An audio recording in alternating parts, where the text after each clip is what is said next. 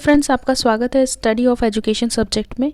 और आज की क्लास में हम लोग principles of growth and development को पढ़ेंगे। देखिए, हम लोग यूजीसी नेट एग्ज़ाम की प्रिपरेशन कर रहे थे, जिसके अंतर्गत unit 3 learner and learning process के अंतर्गत टॉपिक ग्रोथ एंड डेवलपमेंट को कवर कर रहे थे। पिछली क्लासेस में हम लोग ने कॉन्सेप्ट को देखा था और आज की क्लास में हम लोग principles of growth and development को देखेंगे। तो चलिए ये स्टार्ट करते हैं, वन बाय वन करके एक एक सिद्धांत को देखेंगे कि कौन कौन से सिद्धांत हैं।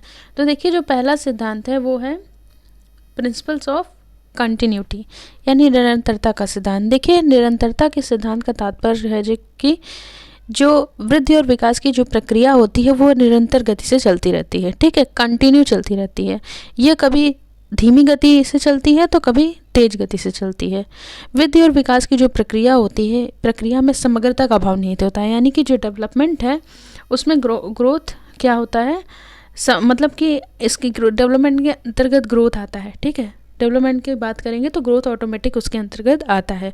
तो विकास की जो प्रक्रिया में जो है मतलब समग्रता का भाव निहित रहता है। वृद्धि तथा विकास की जो प्रक्रिया होती है उसमें समग्रता का भाव निहित रहता है, यानी एक दूसरे में दोनों क्या होते हैं, मिले जुले रहते हैं, जिसके कारण हम क्या कर सकते हैं, वृद्धि और विकास को अलग अलग नहीं बांट सकते। ठीक है, उदाहरण के तौर पे हम देख सकते हैं कि जो शुरुआती वर्ष होते हैं वृद्धि और विकास की, उसमें जो प्रक्रिया होती है वो अत्यंत तेज रहती है, जबकि बाद के वर्ष में जैसे कि वृद्धावस्था में लगभग ये क्या होती है, नगण्य हो जाती है। ठीक है, यानी कि ना के बराबर होती है। परंतु विकास की जो प्रक्रिया होती है वो लगातार क्या होती है, चलती रहती है। तो इससे निष्कर्ष क्या निकलता है कि सामान्यतः जो वृद्धि और विकास में अचानक कोई आकस्मिक परिवर्तन नहीं होता, बल्कि ये कंटिन्यू जो है चलती रहती है। इस तरीके से दूसरा सिद्धांत देखेंगे कि प्रिंसिपल ऑफ इंडिविजुअलिटी। देखिए, प्रिंसिपल ऑफ इंडिविजुअलिटी को हिंदी में बोलते हैं व्यक्तिगतता का सिद्धांत, यानी हर पर्सन जो है अपने में इंडिविजुअल होता है, उसका डेवलपमेंट भी उसमें इंडिविजुअल तरीके से होता है। देखिए, विकास जो होती है, विकास की व्यक्तिगतता का जो सिद्धांत है वो क्या बताता है कि जो भिन्न भिन्न व्यक्तियों के विकास की जो गति एवं दिशा क्या हो जाती है, अलग अलग होती है। ठीक है, अलग अलग व्यक्तियों के विकास की गति और दिशा अलग अलग होती है। हम कह सकते हैं कि प्रत्येक व्यक्ति अपनी गति एवं अपने ढंग से विभिन्न क्षेत्रों में अपनी वृद्धि और विकास करता है। एग्जाम्पल के तौर पर देख सकते हैं कि एक ही आयु के दो बालक या बालिकाओं में जो है शारीरिक, मानसिक, सामाजिक, चारित्रिक, चाहे वो फिजिकली हो, मेंटली हो, सोशली हो, आदि तरीके की विभिन्नताओं का होना क्या करता है, विकास की व्यक्तिगतता के सिद्धांत को दिखाता है। ठीक है, यही कारण है कि जो आयु के समान होने पर भी जो बालकों में क्या होते हैं, जो बच्चों में प्रायः एक दूसरे से क्या होते हैं, काफ़ी भिन्नता दिखती है, वो काफ़ी अलग अलग दिखते हैं। वस्तुतः जो प्रत्येक जो वृद्धि और विकास की दृष्टि से ये अपने अपने में क्या होते हैं, अनोखे होते हैं, यानी अपने में एक यूनिक तरीके से मतलब होते हैं। ठीक है, इनका जो डेवलपमेंट है वो अपने आप में एक यूनिक तरीके से होता है, इन्हीं के तरीके से होता है, अलग अलग होता है। तो इस तरीके से व्यक्तिगतता के सिद्धांत को समझे। देखिए, तीसरा सिद्धांत है जो हमारा principle of definite and predictable pattern. इसका जो हिंदी होता है वो होता है निश्चित एवं पूर्व कथनीय प्रतिक्रम का सिद्धांत। देखिए, क्या होता है इसमें कि प्रत्येक प्रजाति हो, चाहे वह पशु प्रजाति हो अथवा मानव प्रजाति हो, दोनों के विकास का जो एक पैटर्न होता है वो निश्चित होता है। ठीक है, और उस प्रजाति के जो समस्त सदस्यों के लिए क्या होता है, सामान्य होता है, और उस प्रजाति के समस्त जो सदस्य हैं उसका क्या करते हैं, उसका जो है अनुसरण करते हैं, उसको फॉलो करते हैं। और इसके अंतर्गत विकास की दिशा का भी सिद्धांत हम देखेंगे, जिसमें दो तरीके की बात इसमें बताई गई है, दो तरीके के सिद्धांत की बात की गई है। एक है स्टेफलोकार्डल, दूसरा है प्रॉक्सिमोडिस्टल।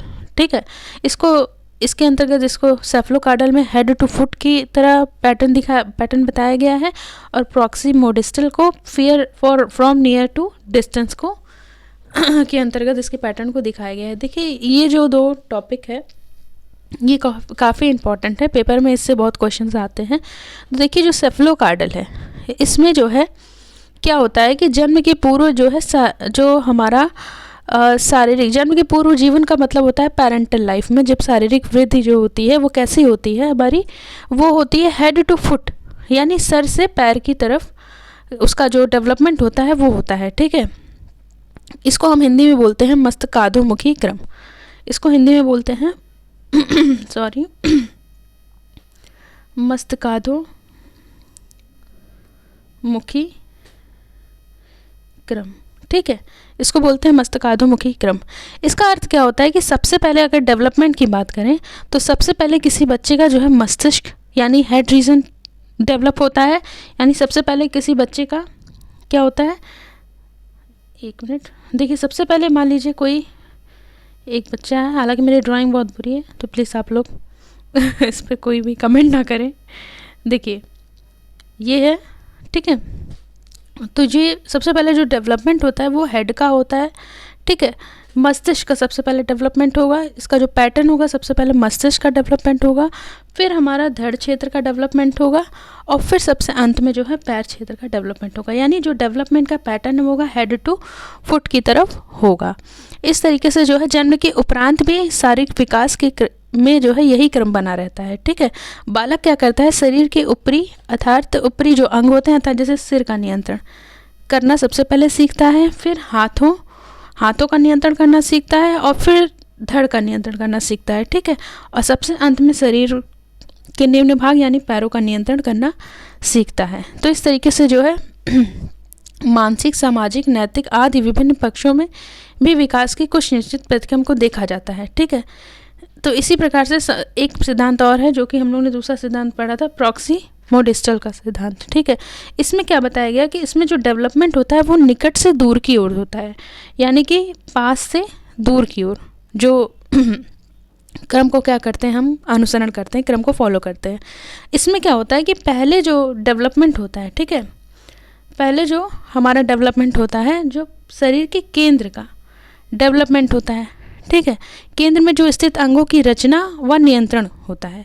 फिर केंद्र से दूर की तरफ यानी उनके जो हैंड्स हैं उनकी बात करेंगे, केंद्र से दूर की ओर स्थित अंगों की रचना व नियंत्रण होगा। और फिर देखिए यही कारण है कि बालक पहले क्या करते हैं कि हाथ पैर की मांसपेशियों पर नियंत्रण करना सीखते हैं, ठीक है। बालक क्या करते हैं, पहले हाथ पैर की मांसपेशियों पर नियंत्रण करना सीखते हैं, फिर बाद में जो है वो उसकी उंगलियों पर नियंत्रण करना सीखते हैं।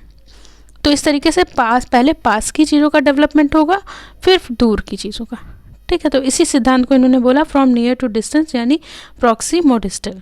तो आई होप आपको दोनों सिद्धांत समझ में आ गया होगा। देखिए अब आगे चलते हैं। तो चौथा जो सिद्धांत है वो प्रिंसिपल ऑफ, सॉरी इसकी मीनिंग थोड़ा मिसप्रिंट हो गई है तो इसको देख लीजिएगा, प्रिंसिपल ऑफ मॉडिफिबिलिटी, ठीक है। मॉडिफिबिलिटी का मतलब यहाँ होता है परिमार्जितता का सिद्धांत। देखिए परिमार्जितता का मतलब होता है हिंदी में परिवर्तनीयता, यानी कि विकास की गति की दिशा में परिमार्जन करना है, परिवर्तन करना संभव होता है, इस सिद्धांत में बताया गया है। देखिए सही ढंग से अगर हम किए गए प्रयासों के द्वारा हम क्या कर सकते हैं, वृद्धि और विकास की गति को एक वांछित दिशा की ओर उसे तीव्र गति से क्या कर सकते हैं, ले जा सकते हैं, ठीक है। और फॉर एग्जाम्पल इसमें सबसे अच्छा है कि शिक्षा की प्रक्रिया। देखिए शिक्षा की प्रक्रिया द्वारा हम क्या करते हैं, बच्चों के विकास को वांछित दिशा में तीव्र गति से अग्रसर करने का क्या करते हैं, प्रयास करते हैं, ठीक है। आगे चलते हैं। तो जो पांचवा सिद्धांत है प्रिंसिपल ऑफ यूनिफॉर्म पैटर्न। देखिए यूनिफॉर्म का पैटर्न का मतलब होता है कि मतलब जो जैसा है वह वैसे को ही जन्म देगा, यानी कि समान प्रजाति के विकास की यहाँ बात करते हैं कि मतलब जो जैसा है वो वैसे को ही जन्म देगा, यानी प्रत्येक जाति चाहे वो पशु जाति हो अथवा मानव जाति हो अपने प्रजाति के अनुरूप विकास के प्रतिमान का अनुसरण करेगी, यानी अपने ही जो भी उनकी प्रजाति है जैसा भी उनका डेवलपमेंट होता है वो उसी का अनुसरण करेगी, ठीक है। उदाहरण जैसे मतलब समस्त संसार के भागों में जो है मानव प्रजाति के शिशुओं का प्रतिमान लगभग एक ही है तथा मानव शिशुओं के विकास के जो मॉडल हैं वो किसी प्रकार का अंतर नहीं रखते, यानी कि जैसे मान लीजिए कोई मनुष्यों के जो भी डेवलपमेंट है, ठीक है, जो भी मनुष्य का जो भी डेवलपमेंट होता है वो एक ही जैसा होता है। ये नहीं कि वो पशुओं की तरह डेवलपमेंट उनका होने लगेगा, नहीं, क्या होता है एक ही जैसा होता है। तो ये उसी को ही फॉलो करते हैं, यानी कि जो जैसा है वो वैसा ही को जन्म देगा और वैसे ही डेवलपमेंट को क्या करेगा, फॉलो करेगा, ठीक है। आगे चलते हैं। तो छठा जो सिद्धांत है हमारा वो प्रिंसिपल ऑफ इंटीग्रेशन। देखिए इसको हिंदी में बोलेंगे समन्वय का सिद्धांत। देखिए इस सिद्धांत के अनुसार क्या होता है कि विभिन्न अंगों के विकास में क्या होता है, परस्पर संबंध तथा समन्वय रहता है, यानी हमारे जो शरीर का डेवलपमेंट होता है तो हम क्या करते हैं, पर्टिकुलर हमारे हैंड्स और उंगलियों का जो मूवमेंट है, इनमें हम बिना समन्वय किए काम किसी कार्य को नहीं कर सकते, यानी इनमें संबंध और समन्वय होना आवश्यक है।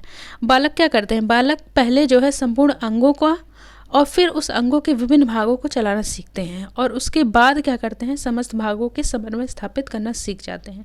ठीक है, जब तक कि शरीर के विभिन्न अंगों तथा उनके भागों के बीच क्या होता है, समन्वय स्थापित नहीं होता, तब तक उचित विकास नहीं हो पाता है। यानी कि डेवलपमेंट के लिए आवश्यक है कि क्या करें कि जो शरीर के विभिन्न अंग हैं उनके मध्य क्या हो, परस्पर संबंध और समन्वय होना आवश्यक है, तभी वो प्रॉपर वे में क्या कर सकते हैं, डेवलप कर सकते हैं। आगे देखें तो principle of interaction between heredity and environment, यानी इसको हिंदी में बोलेंगे वंशानुक्रम तथा वातावरण की अंतःक्रिया का सिद्धांत। देखिए, वंशानुक्रम तथा वातावरण की क्रिया की बात करें तो विकास जो है वंशानुक्रम तथा वातावरण की परस्पर अंतःक्रिया का परिणाम होता है। ये तो सभी को पता होगा, ये जनरल सी बात है। केवल वंशानुक्रम अथवा केवल वातावरण के कारण बालक के विकास की दिशा व गति को निर्धारित नहीं कर सकते। ठीक है, अगर हम केवल हेरिडिटी की ही बात करें या केवल वातावरण के कारक ही की बात करें तो बालक के विकास को ये दिशा व गति निर्धारित नहीं कर सकते, बल्कि इन दोनों की अंतःक्रिया के द्वारा ही विकास की हम क्या कर सकते हैं, विकास को या ग्रोथ को क्या कर सकते हैं या डेवलपमेंट को क्या कर सकते हैं, उचित डायरेक्शन व उचित स्पीड क्या कर सकते हैं, इसमें ले आ सकते हैं, यानी इसको नियंत्रण कर सकते हैं कार्य से। कह सकते हैं कि इन दोनों की जो अंतःक्रिया द्वारा ही विकास की दिशा और गति का नियंत्रण होता है। ठीक है, तो इस तरीके से जो है अतः डेवलपमेंट में क्या होता है कि जो वंशानुक्रम तथा वातावरण दोनों की अंतःक्रिया आवश्यक है। ठीक है, उसी के अंतःक्रिया द्वारा ही हम क्या कर सकते हैं, डेवलपमेंट को उचित डायरेक्शन व उचित स्पीड दे सकते हैं, ले जा सकते हैं, और इन्हीं के अंतःक्रिया द्वारा जो है हम विकास की दिशा व गति का नियंत्रण करते हैं। ठीक है, आठवां जो है वो है प्रिंसिपल ऑफ स्पाइरल डेवलपमेंट, यानी चक्राकार प्रगति का सिद्धांत। देखिए, इस सिद्धांत के अनुसार क्या होता है कि जो विकास होता है वो रैखिक गति यानी लीनियर स्पीड से नहीं बल्कि रैखिक गति एवं स्थिर दर से ना होकर क्या होता है, चक्राकार ढंग से होता है। यानी विकास की प्रक्रिया के जो दौरान क्या होता है, बीच बीच में ऐसे भी अवसर आते हैं जब किसी क्षेत्र विशेष में विकास की जो प्रक्रिया है लगभग रुक जाती है या कुछ अवधि के उपरांत क्या होता है, इसमें स्पीड आ जाती है। यानी ऐसा नहीं है कि एक सिंपल वे में चले जा रही है, ऐसा नहीं है, इसमें कभी ये रुकती है कभी तेज होती है। यानी पहले भी हमने बताया कि निरंतरता का सिद्धांत, ये कंटिन्यू तो चलती ही है, लेकिन इनमें क्या होता है कि ये रुकती भी है और इसमें इसकी गति धीमी भी होती है, कभी तेज होती है। तो यानी ये एक स्पाइरल वे में क्या करती है, जो डेवलपमेंट होता है वो सीधा एकदम नहीं होता है, बल्कि ये क्या होता है, स्पाइरल वे में इसका डेवलपमेंट होता है। किसी भी बच्चों का जो डेवलपमेंट होता है या किसी भी व्यक्ति का जो डेवलपमेंट होता है वो एक स्पाइरल वे में होता है। तो इस तरीके से हम लोग ने general principle of growth and development को समझा। तो आई होप आपको आठों प्रिंसिपल समझ में आए होंगे। अगर आपको मेरी ये क्लास अच्छी लगी तो प्लीज़ लाइक शेयर और सब्सक्राइब जरूर करें, और अगर कोई कुछ भी सजेशन हो तो प्लीज़ कमेंट बॉक्स में ज़रूर दें।